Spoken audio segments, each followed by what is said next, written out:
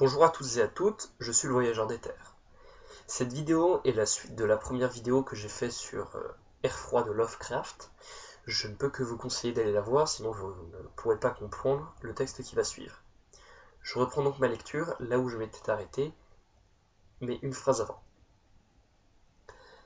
La température était en effet bien au-dessous de la normale pour une journée si chaude. Et tout ce qui est anormal suscite l'aversion, la méfiance et la crainte. Mais j'eus tôt fait doubler mes réticences pour admirer l'extrême habileté de cet étrange médecin. Habileté dont je ne tardais pas à me rendre compte. Et pourtant ses mains tremblantes et glacées semblaient parfaitement mortes. Il comprit immédiatement ce dont j'avais besoin, et il m'administra ses soins avec la suprême dextérité d'un grand maître. Pendant tout ce temps, me réconfortant d'une voix délicatement modulée, quoique sans timbre, il me disait qu'il était l'ennemi le plus acharné qui fût de la mort, qu'il avait perdu sa fortune, en même temps que ses amis, à mener des expériences bizarres, dont l'objet était d'anéantir la grande faucheuse. On sentait en lui le fanatique bien intentionné. Il monologua longtemps de la sorte, presque comme un vieillard radoteur, tout en m'auscultant et me donnant plusieurs médicaments qu'il alla chercher dans son petit laboratoire. De toute évidence, le voisinage d'une personne de son milieu lui paraissait un heureux dérivatif de cet environnement douteux, et c'est sans doute ce qui faisait naître en lui le besoin d'évoquer le souvenir de ses années les plus fortunées. Sa voix, si elle était étrange, en tout cas était apaisante. Sa respiration me restait inaudible, tandis qu'il m'adressait ces phrases bien tournées, d'une exquise urbanité. Il essayait de me détourner de mes soucis personnels, en me parlant de ses théories et de ses expériences. Je me rappelle qu'il me consola avec tact de ma faiblesse cardiaque, en me répétant que la volonté et la conscience sont plus puissantes que la vie organique elle-même, si bien qu'à une enveloppe physique précaire, mal développée, un traitement scientifique de ses qualités propres peut fournir une animation fondée sur le système nerveux malgré toutes les défectuosités fonctionnelles ou même les lacunes que présente l'arsenal normal des organes.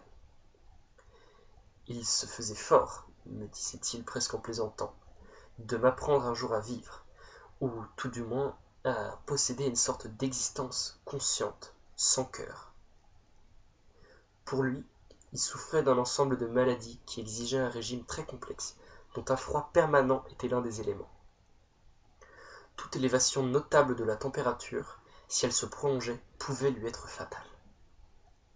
Il parvenait à maintenir son appartement à une température égale à 12 degrés centigrades, grâce à un système de refroidissement par l'absorption à l'ammoniac. Et c'était le moteur à explosion et ses pompes que j'avais souvent entendu de ma chambre à l'étage inférieur. Ma crise une fois calmée, à une rapidité merveilleuse, je quittai cette pièce glacée et frissonnant, disciple convaincu, en même temps qu'admirateur sincère, de ce reclus au don si étonnant. Telle fut la première des fréquentes visites que j'allais lui faire, mais équipé désormais de chandail et d'un par-dessus. Je l'écoutais de me parler de ses recherches secrètes, des résultats presque surnaturels qu'il avait obtenus, et je tremblais quelque peu en examinant les volumes antiques et mystérieux qui composaient sa bibliothèque. Je peux ajouter en passant que mon hôte me guérit presque complètement de ma maladie, pour toujours, grâce à sa science intelligente. J'ai le sentiment encore aujourd'hui qu'il ne méprisait pas encore ses incantations médiévales, étant donné que, pour lui, ces formules secrètes mettaient en éveil des stimuli psychologiques rares, capables presque certainement d'exercer des effets assez imprévus sur la substance d'un système nerveux ayant perdu la faculté d'envoyer des impulsions vitales dans les organes. Je fus très frappé de ce qu'il me dit du vieux docteur Torres de Valence, avec qui il avait partagé ses premières expériences, et qui avait même réussi à le tirer 18 ans plus tôt d'une maladie extrêmement grave et rare qui était responsable de ses infirmités actuelles. Ce vénérable praticien, du reste, n'avait pas plus tôt sauvé son collègue que lui-même, succombant au redoutable ennemi qu'il venait de combattre avec un tel succès chez son prochain. Peut-être la tension avait-elle été trop forte, car le docteur Munzio me fit clairement comprendre, quoique à haute basse, sans me donner de détails, que la thérapeutique utilisée sortait nettement de l'ordinaire et comportait des procédés qui n'auraient certainement pas été accueillis avec le sourire par les galliénistes respectables du monde traditionnel. Mais, en même temps que les semaines passaient, je remarquai avec peine que mon nouvel ami régressait physiquement, lentement, mais irrémédiablement, comme l'avait bien vu, du reste, Madame Herrero. Les nuances livides de son teint s'accentuaient, sa voix devenait toujours plus caverneuse et indistincte, ses mouvements musculaires étaient moins bien coordonnés, et son esprit et sa volonté témoignaient d'une résistance et d'un esprit d'initiative qui allait sans cesse décroissant. Du reste, aucun des détails de ce lent et triste processus de vieillissement ne semblait lui échapper à lui non plus. Et peu à peu, son expression, sa conversation, même se changèrent en une amère ironie qui fit revivre en moi un sentiment rappelant la subite répulsion que j'avais éprouvée à son égard la première fois que je l'avais vu. Il lui venait soudainement de bizarres caprices, se découvrant un amour insolite pour les épices exotiques et l'encens égyptien, à un tel point qu'au bout de quelque temps, sa chambre évoquait le sépulcre souterrain de quelque pharaon de la vallée des rois. Cependant, il lui fallait toujours plus d'air froid. Avec mon aide, il étendit le réseau de tubes à refroidissement dans sa chambre et modifia ses pompes de façon à augmenter le débit de ses appareils et maintenir une température inférieure à 0 degré. Et finalement à -3. Il faisait évidemment moins froid dans le laboratoire et dans la salle de bain pour éviter que l'eau ne gelât et que ces réactions chimiques ne fussent interrompues. Le locataire de la chambre voisine s'était plaint de l'air glacé qui venait dans la porte de communication. J'aidai mon ami à fixer contre le battant de cette porte une lourde tenture isolante. Une sorte d'horreur toujours plus grande, une expression morbide et lointaine semblait s'être emparée de lui.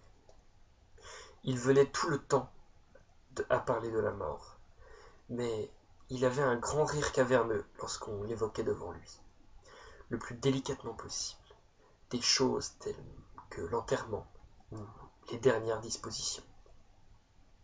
En fin de compte, il devenait un compagnon plus déconcertant que macabre. Pourtant, reconnaissant comme je l'étais à celui qui m'avait guéri, je ne pouvais me résoudre à l'abandonner aux étrangers entre les mains duquel il serait tombé, si j'avais manqué. Je veillais soigneusement à tous ses besoins, mettant sa chambre en ordre, emmitouflé dans une cape épaisse que j'avais achetée spécialement à cette intention. Comme je faisais la plus grande partie de ces achats, je ne pouvais m'empêcher d'avoir des sursauts d'étonnement en lisant les listes de produits chimiques qu'il me demandait d'aller chercher au laboratoire des pharmacies. Il me semblait qu'il régnait dans son appartement une atmosphère de panique toujours plus forte, et parfaitement inexplicable.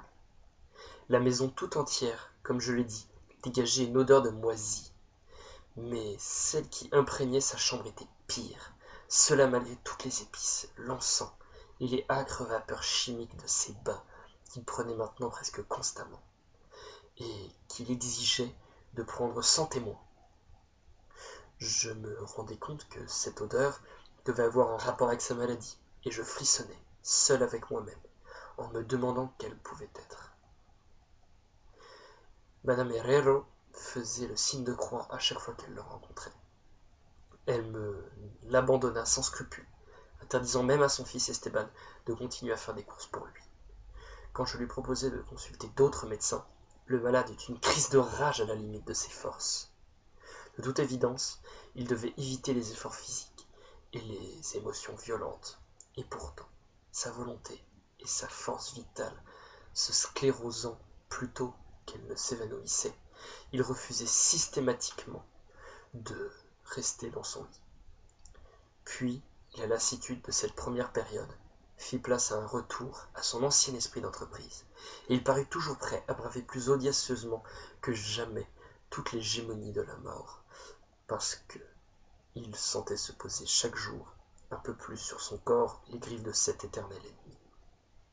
Il avait pratiquement abandonné toute habitude de manger, habitude qui du reste chez lui n'avait jamais été plus qu'un rite sommaire. Seule sa puissance mentale pouvait l'empêcher de sombrer dans l'écroulement total.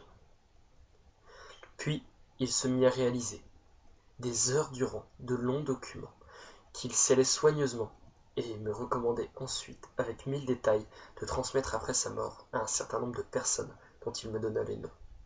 Pour la plupart, c'était des lettres à des Indes, des lettres adressées à des Indiens occidentaux. Mais il avait aussi une liste de médecins français, célèbres autrefois, et que je croyais morts depuis longtemps, mais au sujet duquel il avait couru des bruits les plus fantastiques. En fait, je brûlais tous ces papiers, sans les envoyer ni les ouvrir. L'aspect et la voix de mon ami devenaient véritablement effrayants. Sa présence insupportable, un jour de septembre, un homme qui était venu réparer la lampe de son bureau l'aperçut à l'improviste et tomba en crise d'épilepsie. Crise que mon ami du reste soigna d'une manière extraordinaire, me donnant ses instructions, tandis que lui-même restait invisible. Ce malade, chose bizarre, avait connu toutes les terreurs de la Grande Guerre, sans avoir jamais été victime d'une telle attaque. Voilà, je m'arrête pour la deuxième partie du récit. Il y aura bien évidemment la troisième et la dernière partie qui suivra dans très peu de temps. Je vous remercie de m'avoir suivi et je vous dis à la prochaine fois.